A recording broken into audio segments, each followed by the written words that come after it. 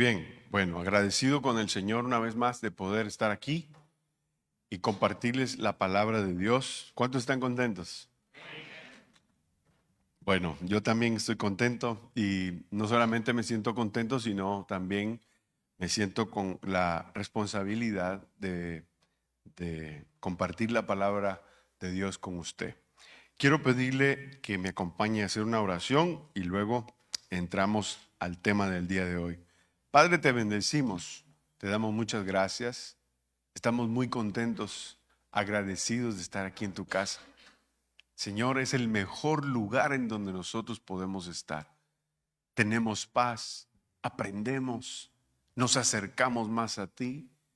Gracias, Señor, porque a través de esta comunidad, la cual tú le pusiste tu cuerpo, es tu cuerpo de Cristo, es tu iglesia, Señor, es donde nosotros nos hemos aprendido a formar. Te damos gracias, Señor. Gracias por bendecirnos. Gracias por guiarnos a través de tu palabra. Te rogamos, Señor, que más que abrir nuestra mente, abras nuestro corazón para que tu palabra habite allí, Señor. En el nombre de Jesús, de tal manera en que demos fruto, que hablemos lo que aprendemos, Señor, y caminemos, Señor, dando testimonio, testificando de que tú estás en nosotros. En el nombre de Cristo Jesús, te damos muchas gracias. Y la iglesia dice, amén. Bueno, primero que nada, déjeme decirle que traigo mucha escritura el día de hoy. Así que hoy tiene que tener la Biblia encendida, ¿verdad? Porque ahora hay que encender la Biblia. O puede tener la Biblia física con usted y estar listo para las escrituras. O también mi hijo Pablo, que es el encargado de video, también va a poner las pantallas allí con las escrituras. Cada vez que llegamos a esta fecha, cada vez que llegamos a diciembre, lo primero que nosotros pensamos es Navidad, ¿sí o no? Navidad. Lo primero que nosotros pensamos es, en nuestra cultura, voy a decir yo, parte de lo que nosotros hemos practicado en años es familia, ¿verdad? Es regalos, mucha comida, Dios mío, cómo come la gente, ¿verdad?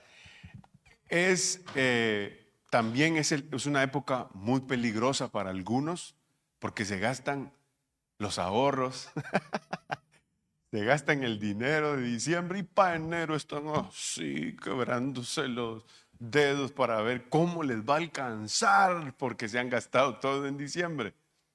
Pero Navidad o Natividad no trata acerca de eso. No es acerca de pasar un tiempo en familia. Escúcheme bien.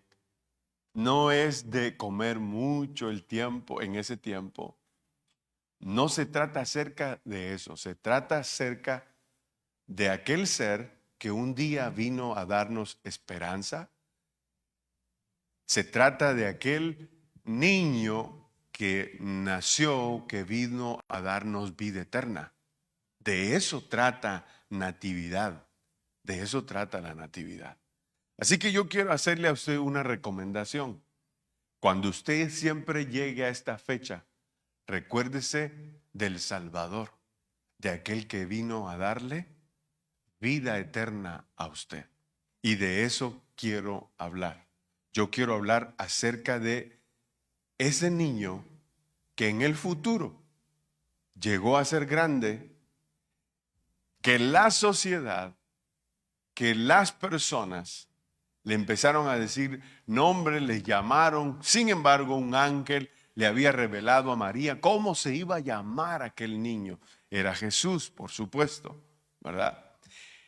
La Biblia habla en Colosenses capítulo 1, versículo 17 y 18, acerca de que Dios o Cristo Jesús es primero antes que todas las cosas. Acompáñenme por favor a Colosenses capítulo 1, versículo 17 y 18.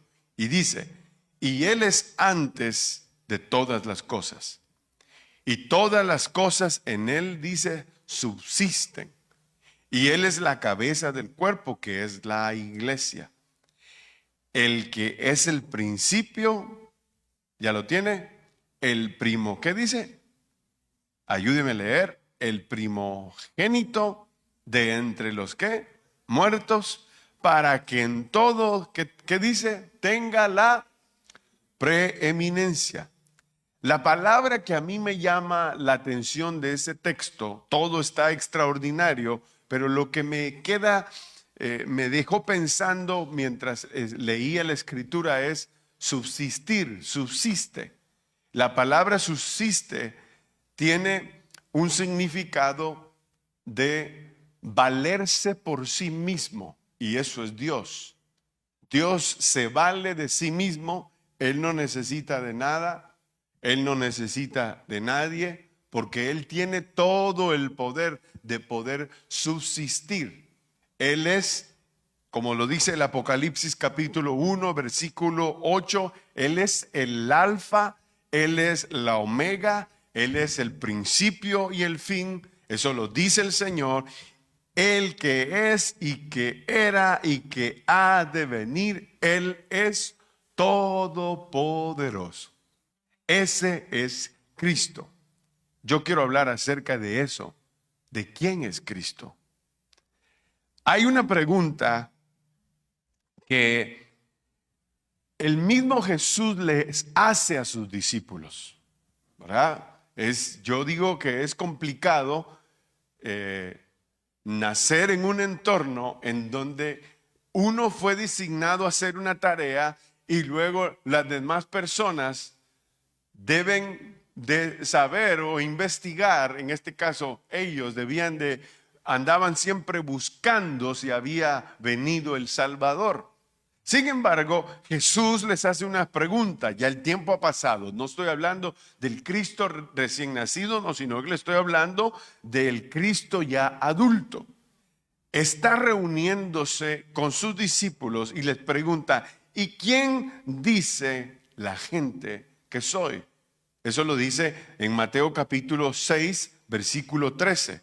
Dice así: viniendo Jesús a la región de Cesarea de Filipo, preguntó a sus discípulos diciendo: ¿quién dicen los hombres que es el Hijo del Hombre? Ellos dijeron: unos, Juan el Bautista; otros decían que era Elías, y otros Jeremías, o alguno de los profetas. Él dijo: ¿y vosotros, quién decís que soy yo?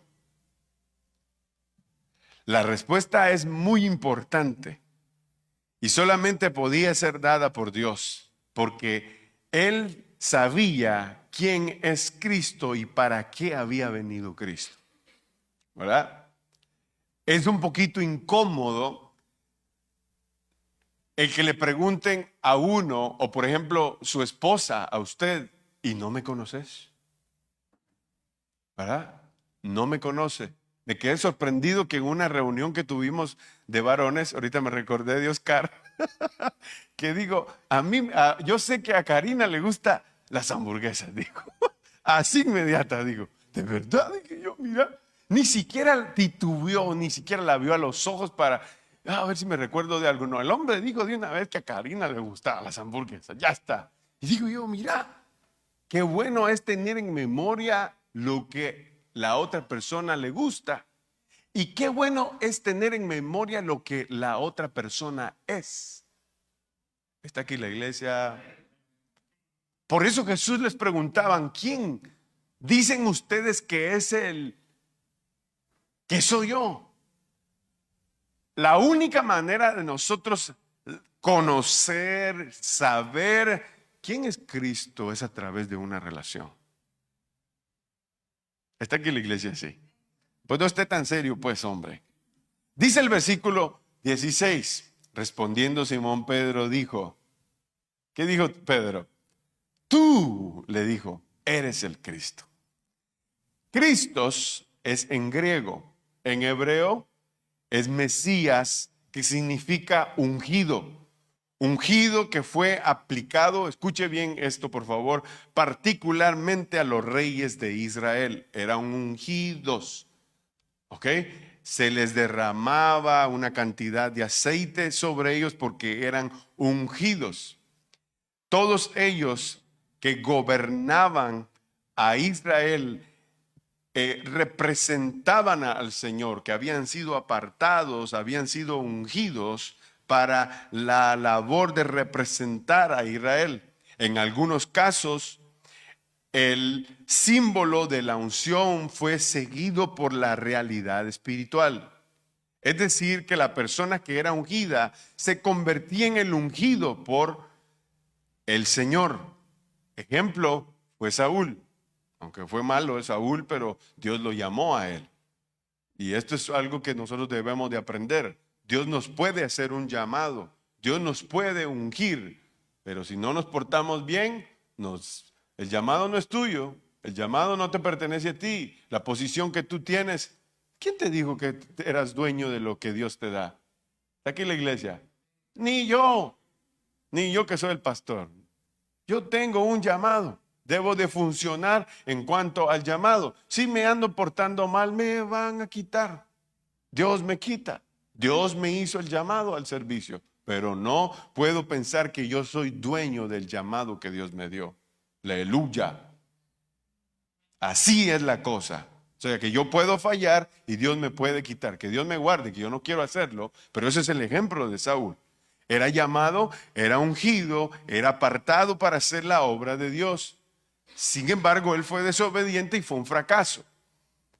Por otro lado, tenemos a David, el cual también fue un hombre conforme al corazón de Dios, un rey, el cual hizo la voluntad de Dios hasta lo más alto. La voluntad, cumplir la palabra, lo voy a decir bien. Para David cumplir la palabra era hacer la voluntad suprema de Dios. David estaba siempre sumergido en vivir y caminar para Dios. Pero la mayoría de los reyes se apartaron, lamentablemente, de Dios, conduciendo a la gente a la idolatría. Entonces, contra este pasado oscuro, los profetas vienen anunciando la venida del rey de la casa de David. Un rey aún mayor que David.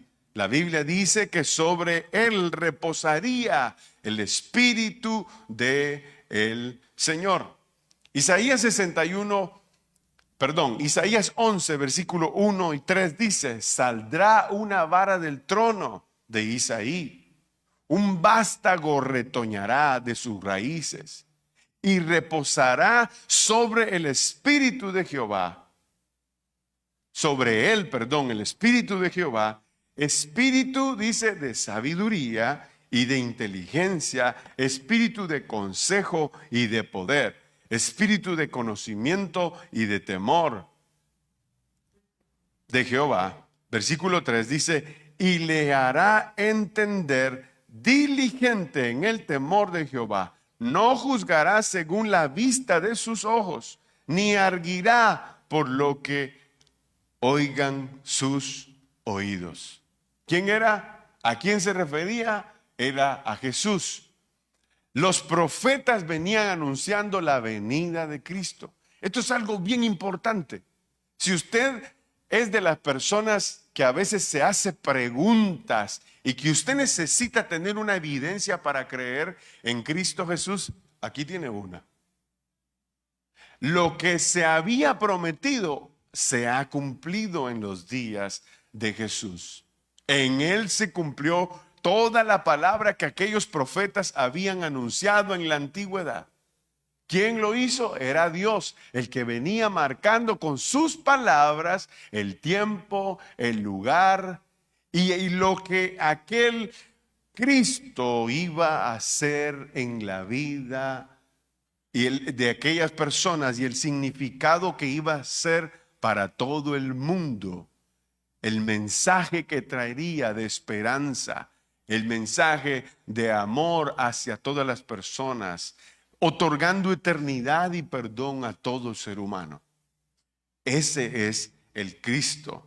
Pero Jesús no fue ungido por un profeta, y eso quiero aclararlo, porque si hablamos acerca de Saúl y hablamos acerca de David, usted se dará cuenta que hay cosas, hay actos en los cuales se apartaron a estos hombres para el servicio. Jesús no fue ungido por un profeta para afirmar su llamado.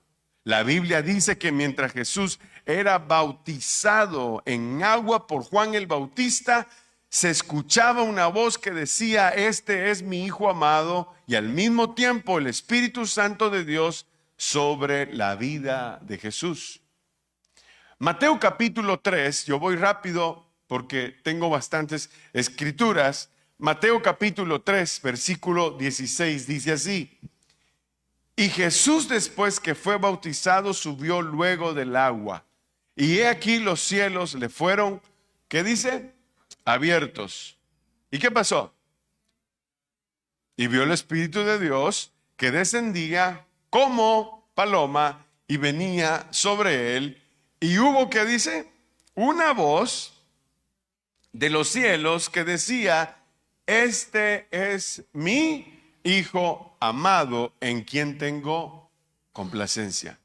Entonces, esas palabras son suficientes para afirmar a Cristo, tanto que no hay necesidad de ungirlo, porque el mismo Padre le estaba haciendo esa afirmación. ¿Está aquí la iglesia? Es el mismo Padre. ¿Cómo lo ungió? No hay un depósito sobre su cabeza. Simplemente el Señor, bueno, simplemente digo yo, pero no es tan simple. Al Señor le pareció bien que descendiera el Espíritu Santo sobre Cristo Jesús y que se quedara con él. Está aquí la iglesia. Ya no iban a haber más actos de echarle aceite a alguien para que representara. Escuche bien, porque ahora el Espíritu Santo de Dios estaba ¿en quién? Vamos, sígame porque después se pierde. ¿Estaba en quién? En Cristo Jesús. Escuche bien. Estos dogmas, esto de ponerle aceite a las personas, esto es del Antiguo Testamento. En Cristo Jesús es otra cosa. Le voy a explicar por qué. Porque cuando nosotros tenemos a Cristo Jesús en el corazón, la misma Biblia dice que cuando Jesús se estaba despidiendo de sus discípulos, les dijo: no teman, les dijo, yo no les dejaré, ¿cómo? Huérfanos. Les enviaré, ¿a quién dijo? A un consolador, para que esté con ustedes, les dijo, todos los días de su vida. ¿Para qué sirve la unción, pastor? Va a poder decir usted. La unción es el poder del Espíritu Santo, que probablemente usted tiene, pero todavía usted no se ha dado cuenta. ¿Sabe por qué? Porque el Espíritu Santo de Dios está, escuche bien, con todos aquellos que ya le han dado su vida a Cristo. Por eso usted debe de asegurarse de tener a Cristo en el corazón. Si usted tiene a Cristo Jesús, seguro tendrá también el Espíritu Santo de Dios. Seguimos. Número 2. El Hijo de Dios viviente. Eran las declaraciones, eran lo que ellos escuchaban que las personas decían, el Hijo de Dios viviente.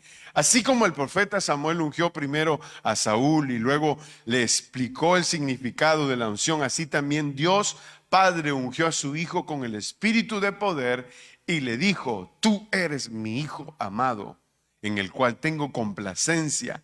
Es decir, tú eres mi Hijo, el Hijo de Jehová, cuya venida fue predicha por los profetas. Y aquí te otorgo la autoridad y el poder para tu misión y te envío con mi bendición. Eso es lo que el Señor, el Padre, le estaba diciendo a Jesús en ese momento. Toda la autoridad estaba sobre Cristo Jesús, porque ahora Jesús tenía el Espíritu Santo de Dios. Sin embargo, por otro lado tenemos a los israelitas que esperan el regreso del Señor Jesucristo a la tierra. Pero por desgracia, su esperanza está en cambios políticos. Sin embargo, Jesús tomó el camino de hacer la voluntad de su Padre, el maestro, como se le decía, porque se pasaba mucho tiempo con Jesús aprendiendo acerca de la palabra de Dios y fascinaba a todos por la manera en que él hablaba y llegaba a los corazones. Así le decían, era el maestro. Jamás se notó una conducta contraria a la voluntad de su Padre. Jesucristo o el Cristo vino a cumplir con todos los requisitos que el Padre había puesto en la ley antigua.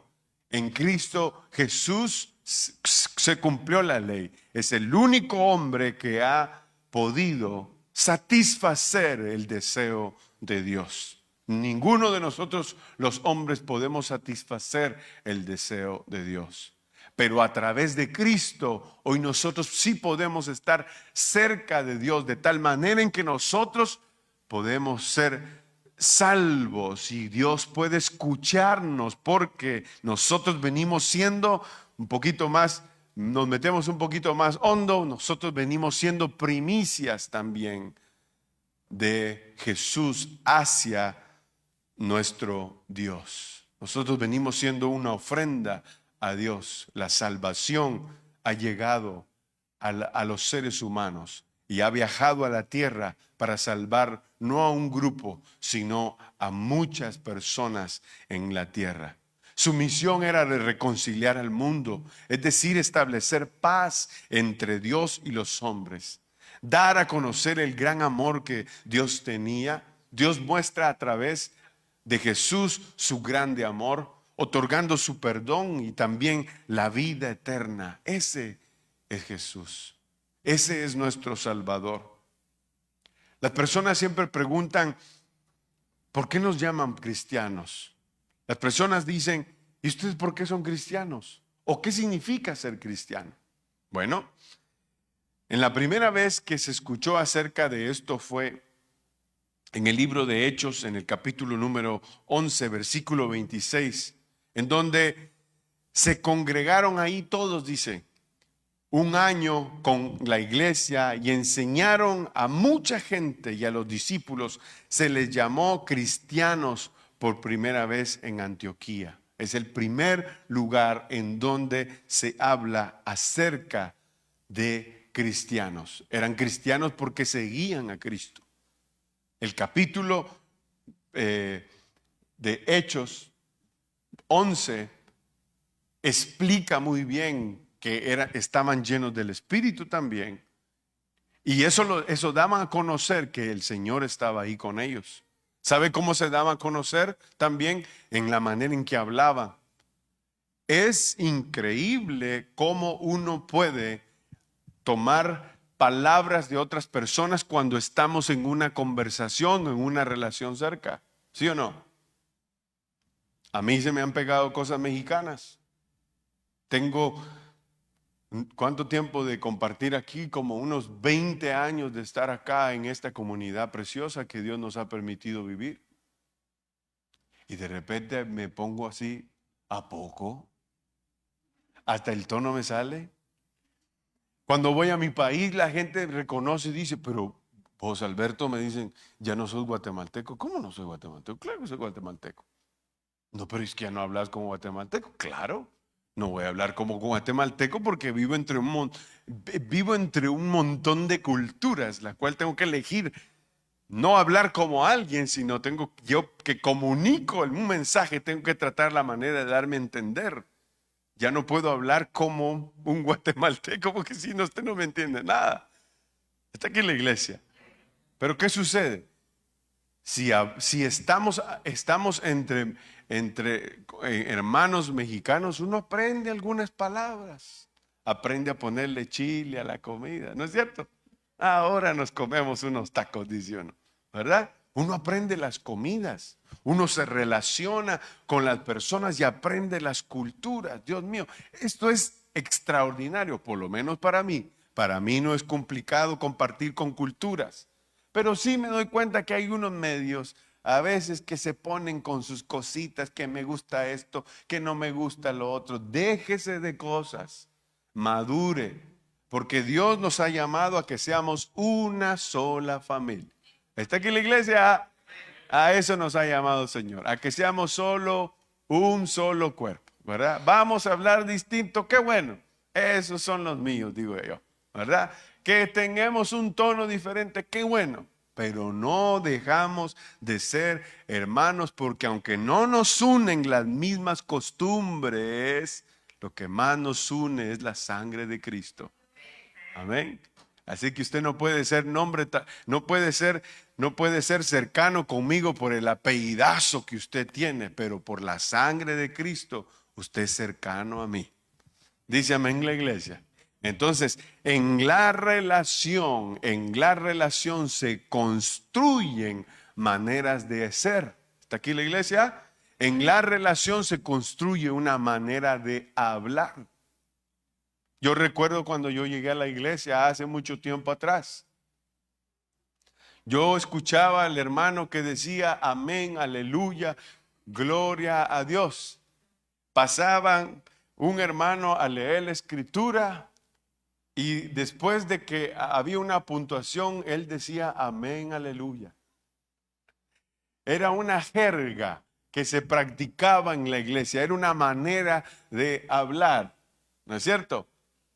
¿Por qué? Se copia esa misma. Después pasaba el nuevecito a dar el testimonio y hacía su pausa y también decía amén, aleluya, gloria a Dios. En la misma manera. Ya se daba a conocer que iba a la iglesia y que estaba participando y tenía ya participación en la iglesia. Nosotros nos damos a conocer que somos cristianos porque seguimos a Cristo. Nosotros nos damos a conocer, no por el aleluya que adorna, ¿verdad? Que aunque a veces, aunque la palabra es muy importante, a veces la decimos hasta por juego, pero aleluya es como gritar victoria, hermano. Y no debería decirse en cualquier momento. Hay momentos apropiados en los que podemos decir amén. Dice amén la iglesia. ¿Por qué le digo dice amén la iglesia? Porque usted debe de estar de acuerdo conmigo. Esta interacción que yo hago con usted es para que usted esté de acuerdo conmigo. Y significa, no es cierto, así es iglesia. Amén, dice usted, así es. Usted afirma eso. Amén. Entonces, aquellos cristianos se daban a conocer por lo que hablaban. Aquellos cristianos se daban a conocer de que Cristo estaba con ellos por cómo vivían. Ahora yo le quiero preguntar a usted, ¿cómo lo definen las personas? No me conteste porque no se va a oír nada, solo ríase nada más. ¿Cómo le definen a usted en su trabajo? Mira, te voy a decir una cosa, por tu actitud te van a definir. Si sos enojón, ahí va a decir, ay, ahí viene aquel, ¿verdad? Oh, mira, ahí viene aquella. Cuidado, no le digas porque mira, se le sale, dice. ¿Verdad? Ahí viene, cuidado, cuidado. Él es muy serio. Él es muy serio. Con él no se metan. Él es muy serio. Respétenlo, respétenlo. El Señor ya está grande, dice. Respétenlo. Uno sabe, uno aprende a juzgar por las apariencias, uno sabe con quién puede llevarse y con quién no, ¿no es cierto? Uno sabe con quién tener confianza y con quién no tener confianza. ¿Está aquí la iglesia o solo a mí me pasa? Uno sabe con quién puede y uno sabe con quién no puede. Todos nos damos a conocer por cómo somos, por cómo hablamos. ¿Y eso denota que somos cristianos, pastor? Bueno, no lo es todo. No lo es todo, pero sí es una carta de recomendación la manera en que nosotros hablamos. Sí somos cartas leídas por las otras personas porque nuestra manera de hablar nos distingue de los demás. ¿Usted habla malas palabras, tremendo? Deje de hablar malas palabras porque entonces usted todavía le falta hacer cambios. ¿Está aquí la iglesia? No te vas a poner a contar chistes de doble sentido y a reírte y haciendo un pícaro en la iglesia. Bueno, en la iglesia ni nos damos cuenta, pero en el trabajo anda de pícaro. ¿Sí me explico? Pastor, y ese enredo y ese error. Bueno, mire pues, ¿qué es lo que sucede? Nosotros estamos en un proceso de cambio. Todos estamos en un proceso de cambio. Pero usted tiene que saber si realmente tiene a Cristo en su corazón. Lo que realmente le va a transformar su vida es que Cristo esté en su vida. Porque Cristo sí trae cambios a nuestra vida. Cristo transforma de tal manera nuestro corazón que, oye, mírenme a mí, me tiene aquí parado dándoles un mensaje a ustedes, que yo jamás en mi vida imaginé estar enfrente a personas y trasladarles un mensaje. Ni soñaba, ni quería, ni me imaginé. El quería era más, todo en mayúscula, no quería. Yo no quería funcionar en esto que yo hago. Sin embargo, Él es el que cambia el corazón y Él es el que dice por dónde debe de uno caminar. Y ahora si usted me pregunta, pastor, yo quiero y amo lo que hago porque Él cambió mi corazón de tal manera en que yo le sirvo a Él. Eso es ser cristiano. Dejar que Dios molde el corazón, dejar que Dios haga lo que tenga que hacer en nosotros y dar testimonio de Cristo Jesús a las demás personas. Pastor, ¿y la manera de hablar? Bueno, la manera de hablar puede ser importante, pero no lo es todo, mi hermano. No lo es todo. ¿Por qué? Porque usted puede tener un buen ejemplo, dar un buen ejemplo en su trabajo, pero ser, como decía la abuela mía,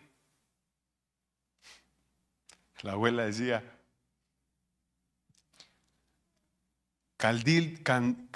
¿cómo es? Candil. Candil de la calle decía, oscuridad de la casa. ¿Entendieron esa analogía? Sí. Allá te portás bien, pero aquí sos tremendo, decía.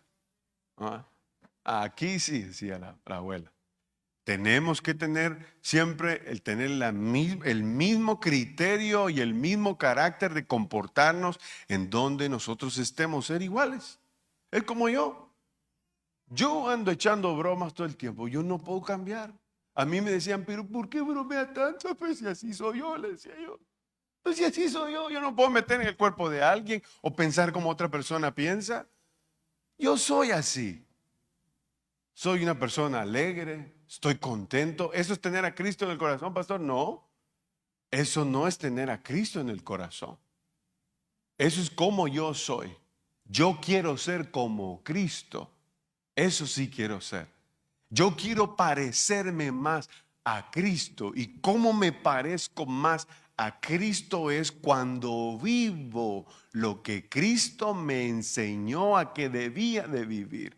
Así es que yo puedo decir que soy cristiano, porque no solamente sigo, sino que hago lo que Cristo hacía. Tengo misericordia, está aquí la iglesia, practico el amor, es decir, soy generoso con las demás personas. Hay personas que no tienen muy bien en claro qué es realmente ser cristiano. Otras personas se aprovechan de la nobleza, del amor también y quieren sacar ventaja muchas veces y nosotros debemos de tener cuidado de cómo nos relacionamos para que no nos saquen ventaja. Nosotros podemos ser cristianos, pero no debemos de ser tontos. Debemos de definirnos de ser cristianos, pero también debemos de ser fuertes en nuestro carácter cuando nosotros debemos de tomar riendas en el asunto. ¿Está aquí la iglesia, sí o no? Nosotros debemos de aprender a vivir en la luz. La Biblia dice que nosotros debemos de no hacer una mezcla entre la luz y las tinieblas. ¿Está aquí la iglesia? La Biblia nos aconseja, seguidamente nos habla acerca de eso. ¿Qué relación tiene la luz con las tinieblas? Pues le digo y le explico esto. Si usted elige la luz todo el tiempo, es porque usted tiene a Cristo en el corazón. Si usted se va a ir por la otra parte oscura, usted todavía le está costando, quizás usted necesita de Cristo en su corazón. Pero nuestro corazón no debe de estar volcado o inclinado más bien a hacer cosas malas. Al contrario, el que sigue a Cristo, su corazón está inclinado a hacer cosas buenas. Y déjeme decirle algo más. Nuestros principios como cristianos no están en juego porque otras personas piensen diferente.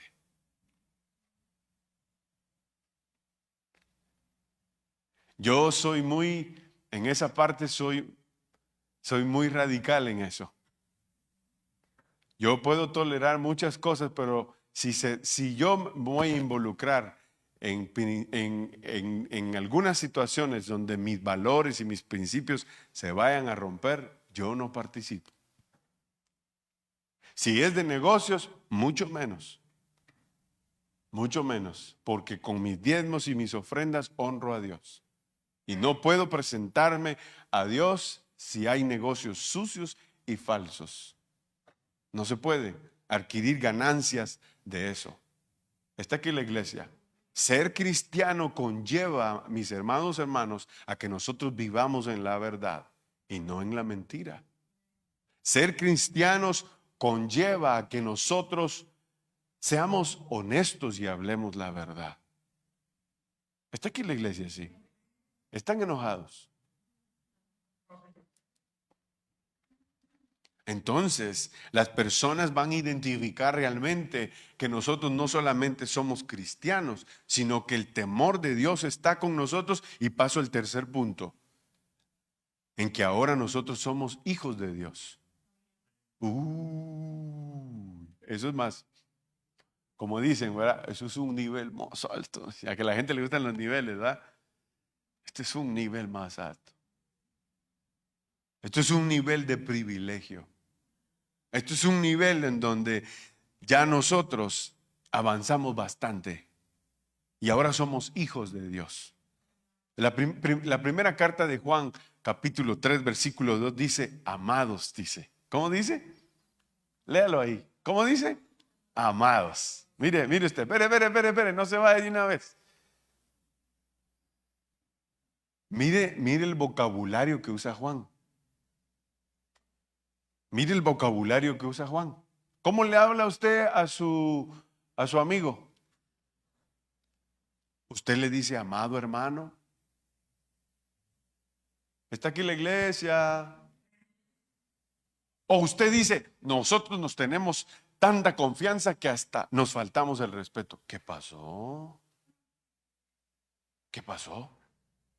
Si Juan tiene una altura en tratar a sus hermanos, ¿cómo tienen que ser los hermanos? Te guste o no te guste. Te guste o no te guste. Todos aquí aprendemos a amar. Todos. En el Evangelio todos aprendemos a amar. Porque la Biblia dice, el que no ama no ha nacido de nuevo, dice Juan. El mismo Juan lo enseña. El que no ama, ¿qué pasa? Pero ¿por qué se quedan callados ustedes si yo les estoy preguntando, hombre? El que no ama no ha nacido de nuevo. Cuando uno le dice a la gente, así no, ¿verdad? Uno le dice, así no, ¿cómo tendría que actuar el otro? Si usted es papá, ¿cómo debería de actuar? Su hijo decía, ok papi, perdona, ¿verdad? Si a usted, escuche bien, su hijo le levanta la voz y se da la vuelta, escuche bien, mientras usted le está hablando, su hijo no le ama a usted y tampoco lo respeta. Su hijo seguramente le ama a usted porque, mire, necesita los cobres, la feria, dicen los mexicanos, para que miren que yo aprendo todas las lenguas, los billetes, la plata, por eso te busca, porque quiere algo de ti, no porque te ame. Eso está equivocado. La persona que realmente lo ama a uno, cuando, por ejemplo, yo como pastor quiero corregir a alguien y le digo yo, mira, Anthony. Ay, pastor, va a decir, tenés que caminar por aquí, hombre. ¿Por qué estás por este lado? ¿Y sabe qué dice Anthony? Ok, pastor, dice. Está bien, pastor. Y aquí está, todos los domingos. Aprendió. No hay que ir a esa zona. No hay que ir, no hay que hacer tales cosas. Aprendió. Si él tuviera otra actitud, se enoja. ¿Para qué voy a ir a la iglesia yo? No ve que el pastor me regaña. Usted necesita nacer de nuevo. Si a usted le cuesta, usted aunque tenga problemas de orgullo y de arrogancia, si alguien, en este caso un pastor o una palabra que venga de parte de Dios para su vida, si a usted le cuesta, usted necesita nacer de nuevo. Porque el que es nacido de Dios recibe también la instrucción. El que es nacido de Dios acepta la corrección. El que no, se echa para atrás. Anda buscando su razón, busca un refugio, no quiere dar la cara, el alma lo anda pateando por un lado y por el otro porque le hace falta fundamento. Por eso Juan dice, regresamos al versículo, amigo. Por eso Juan dice, amados, y se incluye él. Ahora somos, ¿qué dice? Hijos de Dios. Sigue leyendo. Y aún no se ha manifestado lo que hemos de, porque Juan mira que nosotros vamos a ser transformados. Sigue diciendo, pero sabemos que cuando Él se manifieste, seremos semejantes a Él. ¿Por qué? Le veremos. Amén. Tal y como lo es, como Él es. Ahora le pregunto, ¿quiénes van a ver a Dios entonces? Los que son hijos. Esos son los que ven a Dios. Los que son hijos son los que ven a Dios. Yo voy a terminar acá en esta parte y luego hay una administración para usted, pero déjeme decirle algo a usted. Si continuamente usted tiene una persona que está detrás de usted para ayudarle, para fortalecerle, y también le llama la atención algunas veces, me refiero a un pastor, lo que el pastor está haciendo es ayudándole a usted en su vida. Si usted es de las personas que se resiste, déjeme decirle, usted necesita a Cristo Jesús en el corazón. Si usted acepta el consejo y también cuando se le regaña y le llaman la atención, usted también es hijo de Dios. ¿Qué va a hacer eso? Esa llamada de atención, ¿qué va a pasar en eso? Usted va a madurar. Y como usted ha madurado, a usted se convierte en una persona, tanto seguidora de Cristo como hijo de Dios. Por Cristo Jesús y también hijo de Dios porque a través de Cristo Jesús nosotros fuimos adoptados. Por lo tanto, usted viene siendo hijo de Dios. Es un privilegio que nosotros tenemos. Ahora, si usted no tiene a Cristo Jesús, este es el momento en el que usted abra su corazón profundamente y le deje entrar a Cristo en su corazón y su vida va a ser transformada y regenerada por el poder y el amor de Cristo Jesús. Que el Señor les bendiga.